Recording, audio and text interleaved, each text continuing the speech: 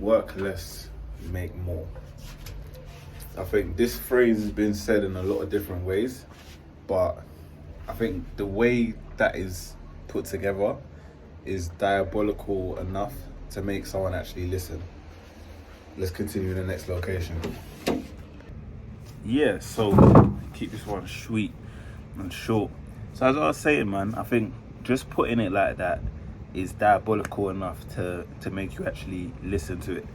And I say that because it struck me like last month when I was in Thailand, and I was in a club, right? And I met someone, good guy, good brother from France, I believe originally. Yeah, he's French, and just cool guy, man. And we started talking, started chopping it up, and they was talking about what we do. Told him what I do. Got in a bit of a conversation, said a few things, and basically said like, you need to work less and make more, man. Like, work less, make more. That's the game. And something about it being put like that just hit me hard, man. And since then, it's been just registered, and it's registered like it's never registered before. Work less, make more. How can you look at whatever the fuck you're doing right now and work less but make more? It's like when you look at the top of the spectrum, yeah, they print money. Because I'll give you a good example. Elon Musk basically created a Canva presentation, a PowerPoint presentation. You know the ones we used to make at school? A PowerPoint presentation where he got some designer to design a shitty looking car and said, look, these are my new electric cars, this is what they can do, blah, blah, blah. It's just an idea. He literally just thought of something in his head, and he just put it down to paper and he presented it to a room. And because of his notoriety, because of who was in the room, because of his previous efforts, everyone put their money in. Okay, yeah, that's fine, I want one. I think the deposit was $100, and I believe he got like 100,000 people or something like that. Anyway, he generated over $1 million, maybe it was millions, I can't remember. And from that, he was able to use those proceeds before he's ever made one car, you know.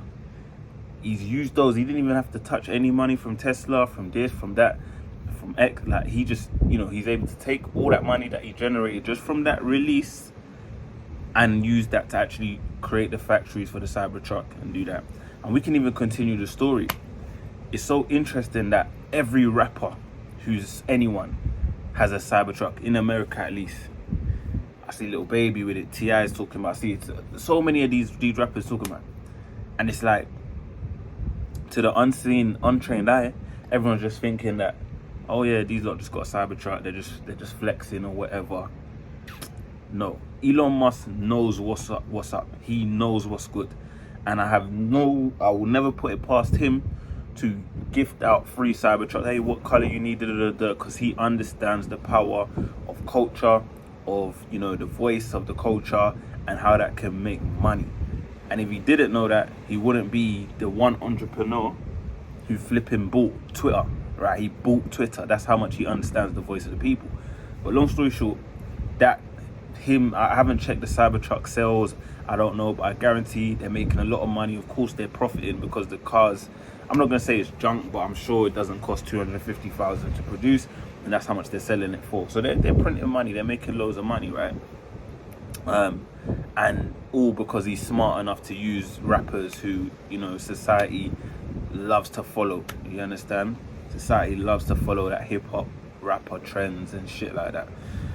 So, like, there you go, man. Like, that's millions, tens of millions, soon to be billions made and generated from a guy just putting an idea out and just being relentless with the idea that, okay, I'm going to put it out to these people and be strategic. Didn't even have to spend his own money.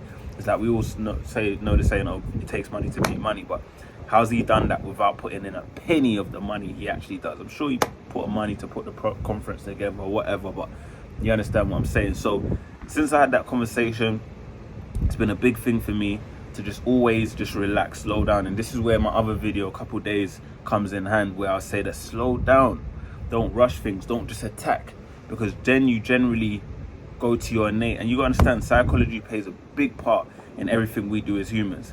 So what happens is we have our default settings. We all have it, right? And if you've come from any kind of struggle background, any type of, no silver spoon handed to, nothing handed to, any type of grind, right?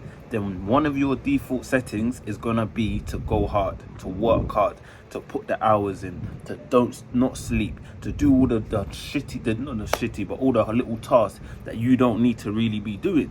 You understand? That's a big default of ours, right? So you need to train yourself to step away. And sometimes that looks like sacrifice, because where you would be able to save a few bucks, whether that few bucks is literally a few pounds, or whether it's thousands of pounds, or whatever it may be, where you would be able to save some bucks by doing something yourself, you're going to lose a few bucks by saying, I'm not doing that shit. My thoughts, my ideas, my time is a lot more precious and is worth more than that. I'm going to hand it over to you, I'm going to pay you, but guess what? That's going to bring dividends. That's going to pay itself up multiple 10 times over.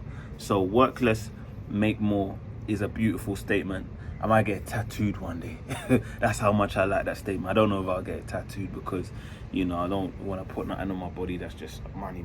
That's not my thing. You understand? I love money, I make money, but like, my body's for more like real wise statements and deep statements. But anywho, work less, make flipping more. All right, don't let your mind and the old default thinking and the old ways of thinking take over, and don't let them win by making you feel like, and look, this is what's going to happen, just to round up. Once you start adopting this way of living, every so often you're going to feel guilt. You're going to like, I'm on like, now I'm officially on holiday, right? Making money. I've been on like traveling for months, but now this last week used in Egypt has been, holiday, and literally making money. You know what I mean? Like, we're still making a lot of sales, a lot of deals are happening in the process, or in the process that are gonna make more money. We're growing, you understand? And the little voices, because with me, because of discipline and the consistency of it, those voices are getting quieter and quieter, but the little voices are still there to say, put in more work, man, get the laptop out, man, you should be working, you can't just not do that. You understand? It's always gonna creep up.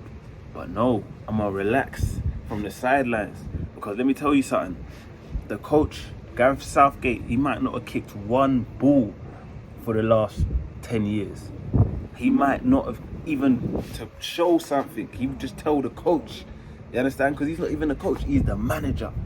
But he's made millions. Probably made more in the last 10 years as England's manager than he did his whole career. I don't know that for sure, but I'm sure it's close. If it's not more, it's close, right? And that's from the sidelines, kicking back. Of course, a lot of work. I'm not doubting nothing, but he's literally on the sidelines. He's not running up and down. He's not doing laps. He's not flipping training like X amount of times a day. He's not doing a madness. He's not going to war every week, on the field. He's on the sidelines, calling plays, working less, less tangibly, practically than he ever did in the sport of football, but probably making a lot more. Work less, make more.